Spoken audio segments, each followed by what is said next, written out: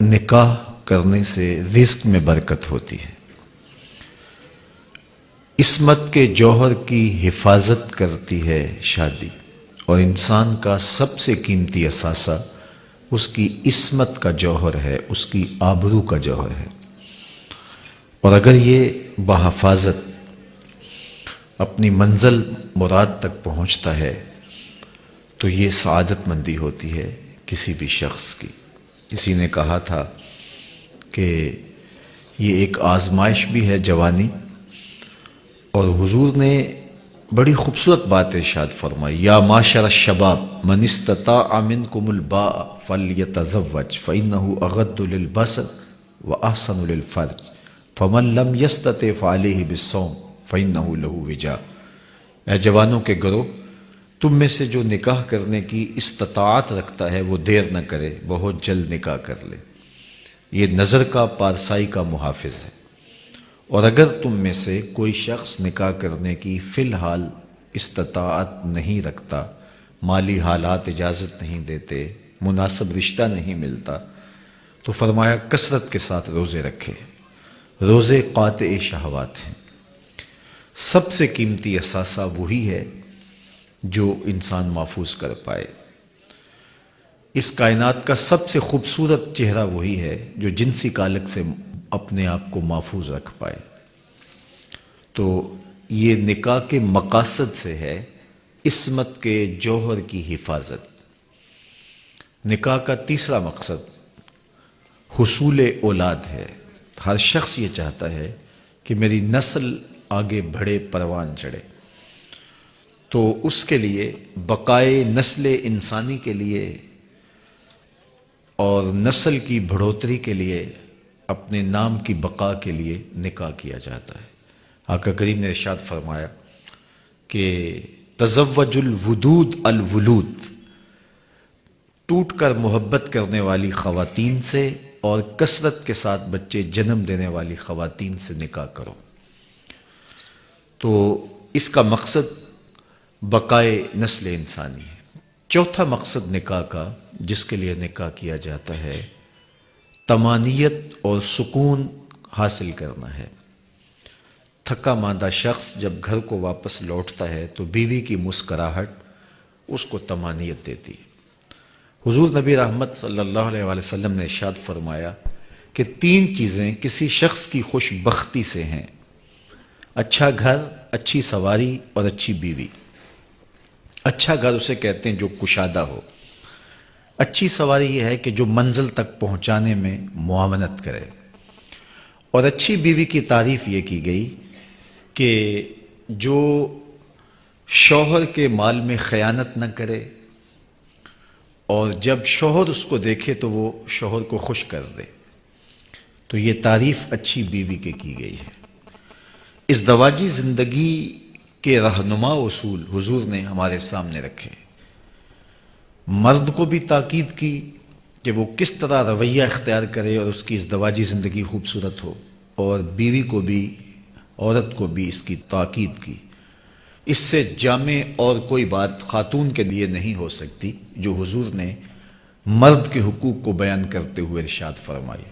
ایک شخص کا اونٹ پاگل ہو گیا، دیوانہ ہو گیا، تو وہ حضور کی خدمت میں حاضر ہوا کہ یا رسول اللہ صلی اللہ علیہ وسلم، میرا اونٹ پاگل ہو گیا۔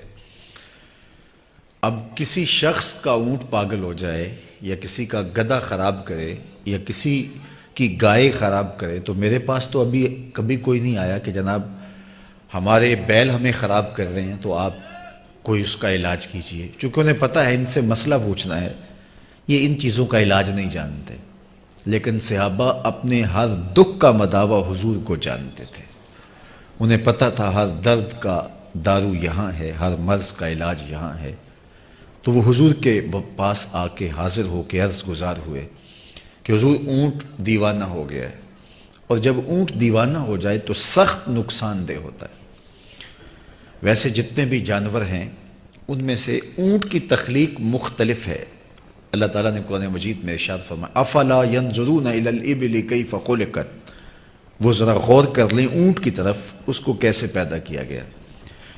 اس کی تخلیق بھی تھوڑی سی مختلف ہے اور اس کی عادات بھی مختلف ہیں۔ ہر سواری پر چھلانگ لگا کے بیٹھنا پڑتا ہے، لیکن یہ اپنے سوار کے لیے خود بیٹھتا ہے۔ یہ بار برداری کے کام بھی آتا ہے، سواری کے کام بھی آتا ہے، دودھ بھی دیتا ہے، اس سے پرورش اور نسل کی بڑھوتری بھی ہوتی ہے، اور یہ اس کا گوشت کھانے کے کام بھی آتا ہے۔ اور یہ مطیع اتنا ہے کہ 4 سال کا بچہ اس کی نکیل پکڑے اور جہاں مرضی لے جائے۔ لیکن جب یہ بگڑتا ہے تو اتنا نقصان دہ ہوتا ہے کہ پھر کسی کے قابو میں نہیں آتا۔ تو پرانے باغات مسجد نبوی میں آپ لوگوں نے اگر سفر کیا تو دیکھے ہوں گے کہ آج بھی 4 دیواریوں میں ہے۔ تو اس 4 دیواری کے اندر اس کو بند کیا اور حضور کی خدمت میں آ کے صحابی نے عرض کی حضور اونٹ پاگل ہو گئے، تو حضور علیہ السلام اس کے ساتھ چل دیے۔ صحابہ بھی ساتھ تھے، فرماتے ہم ڈر گئے کہ اونٹ دیوانہ ہو جائے تو سخت نقصان دیتا ہے، اور حضور اس کے ساتھ چل پڑے ہیں۔ خیر اطاعت و انقیاد کا تقاضا بھی یہی تھا، ہم حضور کے ساتھ گئے۔ جب دروازہ کھولا باغ کا اور حضور داخل ہوئے، دوسرے کنارے اونٹ تھا تو وہ دوڑتا ہوا آیا۔ تو کہتے ہم ڈرے، لیکن جو ہی وہ قریب آیا تو اس نے اپنی پیشانی حضور کے قدموں میں رکھ دی اور سجدہ ریز ہو گیا۔ تو صحابہ کی زبان سے برجستہ جو جملہ نکلا وہ یہ تھا، نحن احق ان نسجد للنبی صلی اللہ علیہ وآلہ وسلم، حضور ہمارا بھی جی چاہتا ہے کہ ہم آپ کو سجدہ کریں۔ اونٹ ہو کے آپ کو سجدہ کر رہا ہے تو ہم تو سینے میں دھڑکتا ہوا دل رکھتے ہیں، تو ہماری پیشانیاں بھی آپ کے لیے جھک جائیں۔ اگرچہ یہ تہجد کا سجدہ تھا جس کی اجازت مانگی، سجدہ تعبدی عبادت کا سجدہ کبھی کسی شریعت میں جائز نہیں رہا، اور نہ صحابہ اس کی اجازت مانگ سکتے تھے۔ تہجد کا سجدہ جس طرح فرشتوں نے آدم علیہ السلام کو کیا، یہ حضرت یوسف علیہ السلام کے بھائیوں نے حضرت یوسف علیہ السلام کو کیا، تو یہ تعظیمی سجدہ ہے۔ تو کہا حضور ہمارا بھی جی چاہتا ہے، نحن احق ان نسجد للنبی صلی اللہ علیہ وآلہ وسلم، ہمارا جی چاہتا ہے کہ ہم آپ کو سجدہ کریں۔ تو آقا کریم نے فرمایا میری شریعت میں روا نہیں، اور اگر جائز ہوتا تو میں بیوی کو حکم دیتا کہ وہ شوہر کو سجدہ کرے۔ شوہر کے حقوق جو بیوی پر عائد ہوتے ہیں ان کو بیان کرنے کے لیے اس سے بہتر کوئی مثال نہیں ہو سکتی ہے۔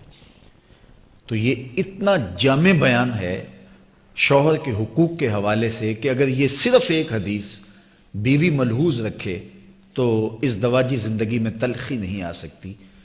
دوسری جانب شوہروں کو بیویوں کے ساتھ حسن سلوک کرنے کی تلقین کرتے ہوئے آقا کریم نے ارشاد فرمایا کہ اگر تمہیں بیوی کی کوئی عادت ناپسند ہے تو کوئی ایسی عادت بھی تو ہوگی جو تمہیں پسند ہوگی۔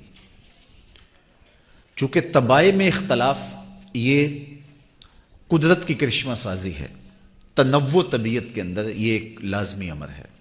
2 آدمیوں کے درمیان مکمل موافقت پائی جائے، جب کہا جاتا ہے کہ 2 تو بس ایک ہی صورت ہیں، ان کی عادات، خصائل، طرز زندگی، انداز معاشرت بالکل ملتا جلتا ہے، تو دنیا کے ماہرین کہتے ہیں کہ 2 آدمیوں کے مابین مکمل موافقت اگر مان لی جائے تو وہ 80% ہوگی، 20% پھر بھی طبیعتوں میں اختلاف پایا جائے گا، یہ فطرت کا حسن ہے۔ تو عمومی طور پہ ایسے تو کوئی ہی ملیں گے جن کی طبیعتوں میں اتنا اتفاق اور موافقت ہو، تو اگر ہو بھی تو وہ 80% ہوگی، تو 20% تو پھر اختلاف ہوگا۔ تو پھر اس کا مطلب یہ ہے کہیں مرد کو کمپرومائز کرنا ہوگا، کہیں عورت کو کرنا ہوگا، تب زندگی گزرے گی۔ اور اگر ہر شخص اپنی طبیعت کے سانچے میں دوسرے کو اگر ڈھالنا چاہے گا تو مکمل موافقت رکھنے والا شخص بھی اس دواجی زندگی کی خوبصورتی سے متمتع نہیں ہو سکتا۔ اب اس کے لیے بہترین اصول حضور نے کیا دیا کہ اگر اس کی کچھ عادتیں تمہیں ناپسند ہیں تو کچھ عادتیں ایسی بھی تو ہوں گی جو تمہیں پسند ہوں گی، تو ان پسندیدہ عادتوں کو دیکھ کر کے تم اپنی زندگی گزارو۔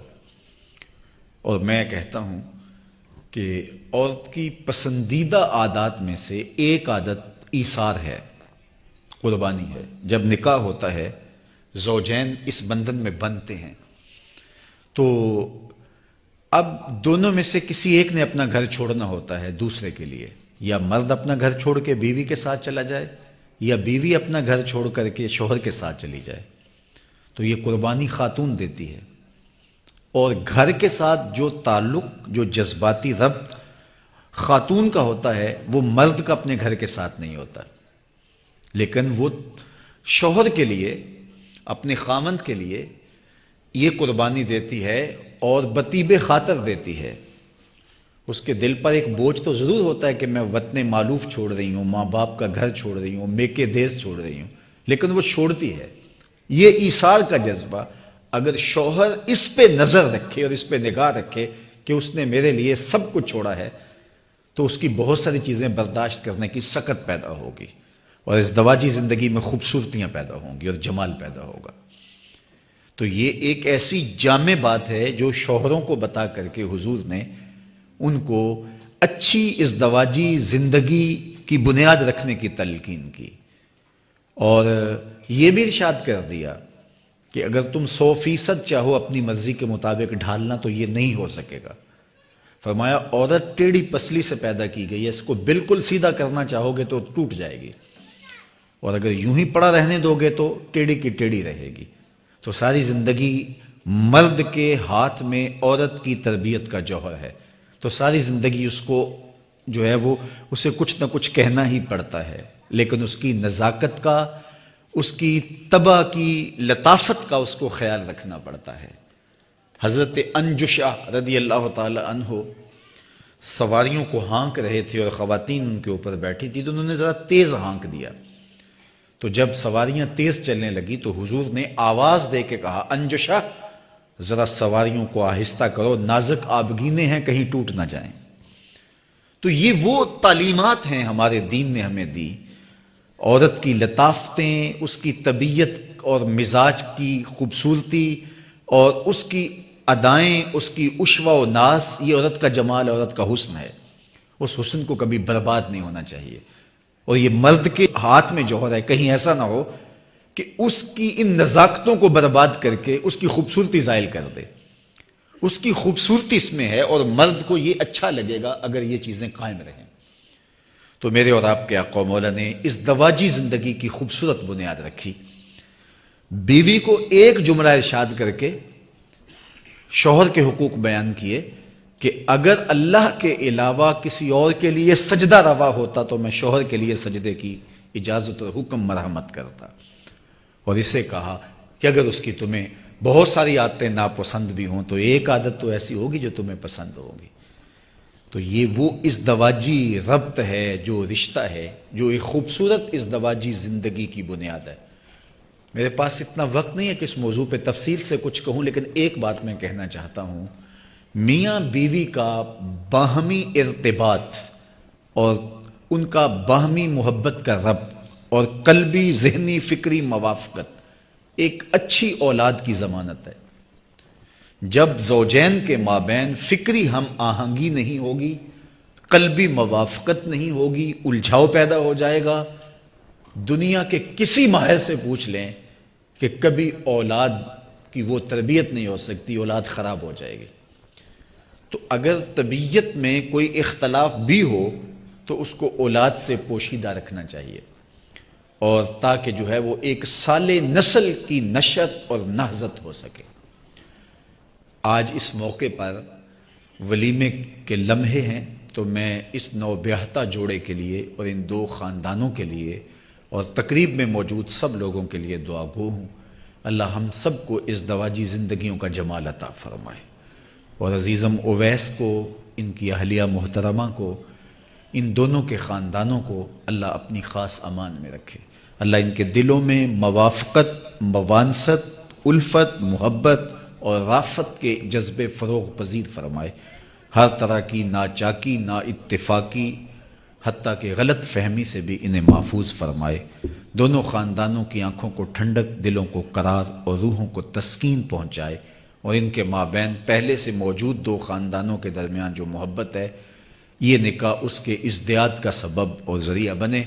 جتنے لوگ آپ تشریف لائے، اللہ سب کو خیر دے، سب کو برکتیں دے۔ ہمارے بیٹوں، ہماری بیٹیوں کے لیے اللہ صالح نیک رشتے نصیب فرمائے، جس سے ہمارے دلوں کو ٹھنڈک پہنچے، ہماری آنکھوں کو تسکین پہنچے۔ خوشی اور مسرت کے موقع پر میں ان دونوں خاندانوں کو مبارکباد پیش کرتا ہوں، اور اس شعر کے ساتھ اپنی گفتگو کا اختتام کرتا ہوں۔ مسرت شادمانی کے حسین لمحے مبارک ہوں، خدا آباد رکھے تا ابد حاصل رہیں خوشیاں۔ جی مجھے کچھ اور کہنے کے لیے منتظمین کی طرف سے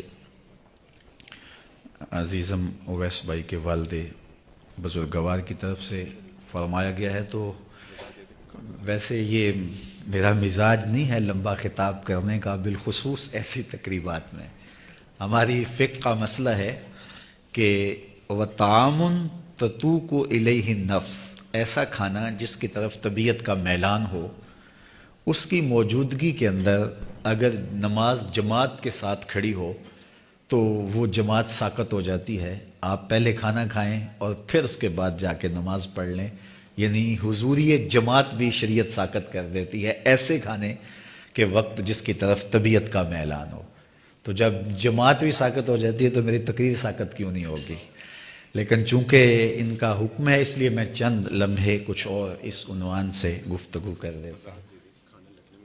جی اللہ آپ کو جزائے دے، کھانا بھی اس دوران میں لگ جائے گا اور انشاءاللہ ہماری گفتگو بھی میں تو اپنے حساب سے مکمل کر چکا، مزید زیادات کہہ لیجیے۔ اللہ آپ کو اپنی خاص رحمتوں اور کرم نوازیوں سے مالا مال فرمائے۔ اچھا، میں نے ابتدا میں ایک جملہ کہا کہ جو نکاح ہے اس کے جملہ مقاصد میں سے ایک مقصد عصمت کے جوہر کی حفاظت ہے، اور یہ بڑا بنیادی مقصد ہے نکاح کا۔ لہٰذا تقریب نکاح کا مرتب ہونا اور منظم ہونا اس طرح سے چاہیے کہ یہ تقاضا پورا ہو رہا ہو۔ چونکہ نکاح کا مقصد ہی یہ ہے تو پھر تقریب نکاح ایسی نہیں ہونی چاہیے کہ جس سے یہ تقاضا منہدم ہو جائے۔ آج کل ہماری شادیاں، ہمارے بیاہ اور ہماری تقریبات جس طرح بے حیائی، حیا باختگی اور بے شرمی کا مرقع بن گئی ہیں، اور اس کو فیشن کا نام دے دیا جاتا ہے یا خوشی کا موقع ہے تو کوئی حرج نہیں ہے یہ کہہ کر کے اس کی اجازت فراہم کر لی جاتی ہے، جبکہ یہ شادی کے بنیادی مقصد کے ہی برعکس چیز ہے، جبکہ شادی کا مقصد عصمت کے جوہر کی حفاظت ہے۔ تو یہ ایک بدبختی ہے جو شادیوں کے اندر در آئی ہے، اور جس کے نتیجے کے اندر ہماری ازدواجی زندگیوں سے برکت اٹھ جاتی ہے۔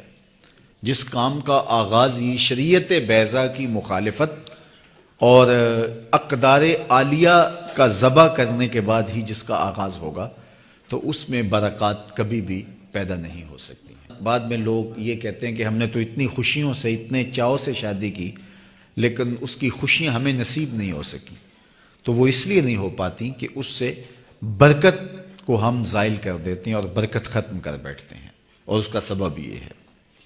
تو یہ بات ذہن میں رکھیے کہ خوشی ہو یا غم کا مرحلہ، ہمیں کسی موقع پر بھی شریعت سے تجاوز کرنے کی سرے منہ بھی اجازت نہیں ہے۔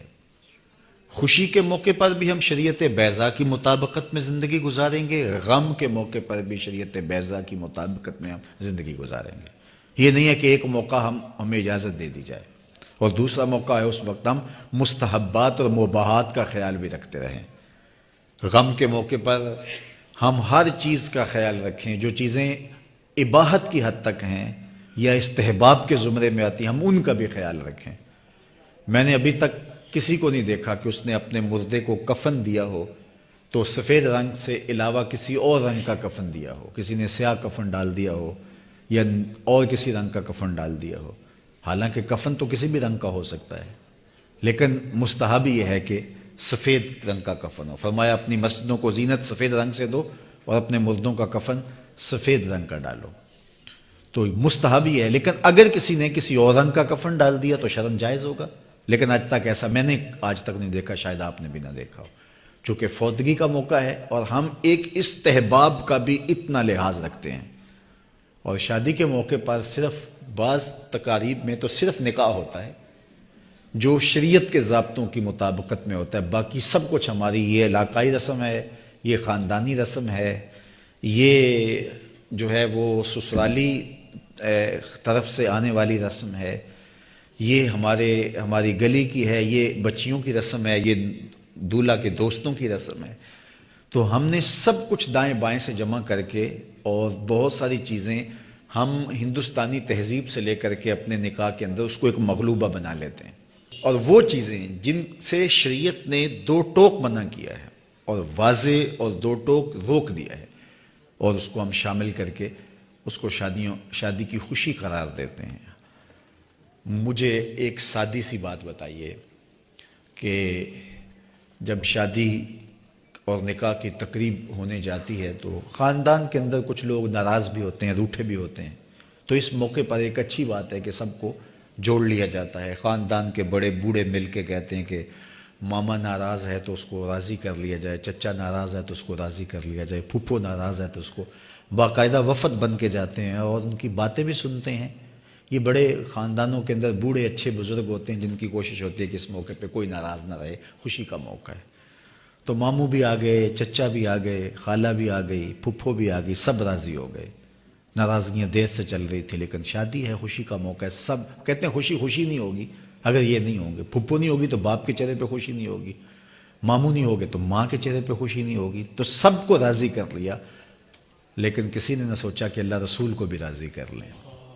अगर शरीयत का मजाक उड़ाएंगे और अपनी मनमानी और ख्वाहिश नफ्स के मुताबिक शादी की तकरीब को मुरतब करेंगे तो अल्लाह भी नाराज़, उसका रसूल भी नाराज़। तो शादी पे हम एक एक को राज़ी करते हैं और अल्लाह उसके रसूल की नाराज़गी मूल लेते हैं और जानबूझ के मूल लेते हैं। तो उसका फिर नतीजा ये क्या होता है कि शादियाँ बरकत के नूर से खाली होती हैं। तो इसलिए शादी हो या गम, खुशी का मौका हो या मरहला मर्ग, हर मौका पे में शरीयत बैज़ा की हाकमियत को तस्लीम करना चाहिए। ज़फ़र उसे आदमी न जानिए चाहे जितना भी हो, साहिब फ़हमो ज़का, जिसे ऐश में याद खुदा न रही, जिसे तैश में खौफ खुदा न रहा। ऐश की ज़िंदगी हो या तैश की, खुशी का मौका हो या मरहला गम, हर मौके पे शरीयत बैज़ा के दामन को मजबूती से थामने की हमें तलकीन की गई है। तो मुझे इस बात की कल्बी मुसर्रत हो रही है कि वलीमे के इस मौके पर कोई ऐसा अंदाज़ इख्तियार करने की बजाय मदहे रिसालत माब सल्लल्लाहु अलैहि वसल्लम के फूल पेश किए गए, तिलावत कलाम मजीद की जोलानियाँ और उसकी नूरानियत और उसका नूर बांटा गया, और हुजूर अलैहिस्सलातु वस्सलाम ने जो हमारे लिए रहनुमा उसूल बताए हैं, और ये मौक़े होते हैं कि इन मौक़े पर ये सब कुछ बताया जाए। ये जो खुतबा निकाह है इसमें ये अहकाम ही हैं निकाह के हवाले से, उनके आपस में ज़िम्मेदारियाँ क्या हैं, फ़राइज़ क्या हैं, तरग़ीब निकाह है, ये सारी चीज़ें खुतबा निकाह के अंदर होती हैं। लेकिन वो चूँकि अरबी में होता है और हम नहीं जान पाते, तो ये एक अच्छा एहतमाम है कि इस मौके पर ये कुछ चीज़ें सुनने को हमें मुयस्सर आईं। अल्लाह ताला जल्ला शानहू अपनी ख़ास करम नवाजियाँ हम सब की ज़िंदगियों में उतार दे। व आखिर दावाना अनिल हम्दुलिल्लाह। ओवैस भाई को अपनी ख़ास इनायात नसीब कर दे, अपनी ख़ास करम नवाजियों के हिसाब में और रहमतों के हुजूम में रखना। इनकी ज़िंदगी ज़िंदगी खुशियों और बरकतों से माला माल कर दे, इनको अपनी ख़ास इनायत नसीब फरमा। निकाह करने वालों के लिए खैर व बरकत के जितने वादे दिए गए अल्लाह वो सारे इनकी झोली में डाल दे। औलाद नरीना व मादीना से लेकर सुकून कल्ब तक, इस्तियात रिज़्क़ से लेकर के इस्मत के जौहर की हिफाजत तक हर खैर इनका मकसूद फरमा दे। अल्लाह इनके दिलों में बाहमी मवाफ़क़त, मवानसत, उल्फत, मोहब्बत और राफत के जज्बे फ़रोग़ पज़ीर फरमा और हर तरह की बरकत इनकी ज़िंदगी में उतार दे।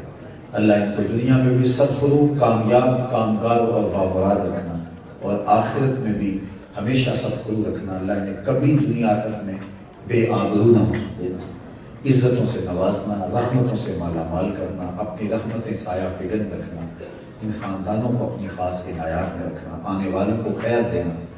अल्लाह जिस तरह मौसम की अचानक शिद्दत हुई और हर तरफ धुंध ही धुंध फैल गई, अल्लाह सारे लोगों को खैरियत से अपने अपने ठिकानों पर पहुँचना नसीब फरमाना, आफियत के साथ अपने घरों में जाना सबका मक़सूद फरमाना। सल्लल्लाहु तआला अलैहि वसल्लम।